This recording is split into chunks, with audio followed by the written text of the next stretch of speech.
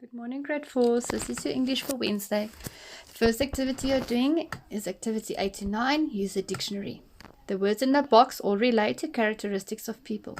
Choose 8 words and look up the definition in a dictionary. Write the words in your personal dictionary. Courageous, perseverance, gentle, patient, mischievous, optimistic, diligent, sincere, vivacious, enthusiastic. Use any of these methods to show the meaning of each word. A. Draw a picture. B. Explain the meaning in your own words. Or C. Write a sentence to show the meaning of the word.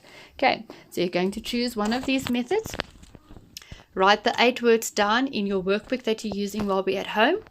And choose one of the 3 methods to show the definition of those words. Then they'll also show you language structures and conventions, word meaning, hints for learning to spell new words. When you want to learn to spell a new word, you have to first write it down. 2. Concentrate on how the word is spelled as you write it. 3. Look at the word you have written and spell it to yourself aloud or silently. 4. Cover the word and try to rewrite it correctly. 5. Make sure you spelled the word correctly. If not, look where you made the mistake and write it again. Okay, so you're going to choose 5 of your spelling words, okay? Instead of using activity 88 here, because the teacher didn't send 88 to you yet, it's only going to be for next week. You're going to choose 5 of your spelling words, and then I want you to learn how to spell them using the hints in your box, and then you write it down in your workbook as well, okay? And then you can use the same methods for when you study the rest of your spelling words. Okay, teacher will take one of your spelling words and make a separate video to show you the 5 steps of how to learn how to spell a word, and then I'll send that to mommy as well.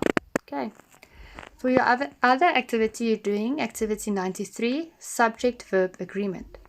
The subject of a sentence tells us who or what we are talking about. Alan Tunken was stuck in the web. Who was stuck in the web? Alan Tunken.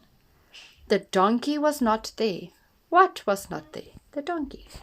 The subject and the verb must agree. He looks everywhere for the donkey.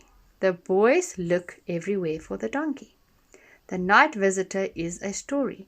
Charlie and the Chocolate Factory and Diary of a Wimpy Kid are books. Sammy was asleep. Sammy and Jimbo were wide awake.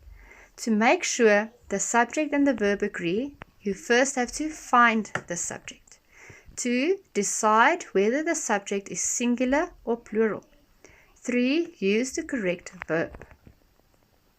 So you need to rewrite these sentences. Make sure the subject and verb agree. So number 1 is Sammy rubs his eyes sleepily. Okay, the subject will be Sammy. Is Sammy singular or plural? It's singular because it's one person. So if it's singular, your verb must have a S. Okay? Sammy rubs his eyes sleepily. Okay, let teacher look for one that's a plural. Let's say number 7. The ants carry or carries the food to the nest. The subject will be the ants. Is it singular or plural? That will be plural because ants means there are more than one. Okay, so then your verb needs to be singular. The ants carry the food to the nest. Okay, so it's easy to remember a plural subject has an S at the end. So the verb cannot also have an S. Okay, that's why you'll use carry. And if it's singular, like Sammy doesn't have an S. It's one person. So then the verb has to have the S. Okay. So you copy sentences 1 to 10 down as is. And then you choose the correct verb and circle it. Okay. Go through your examples. Yeah, again. So remember, if the subject is singular, the verb must have a S.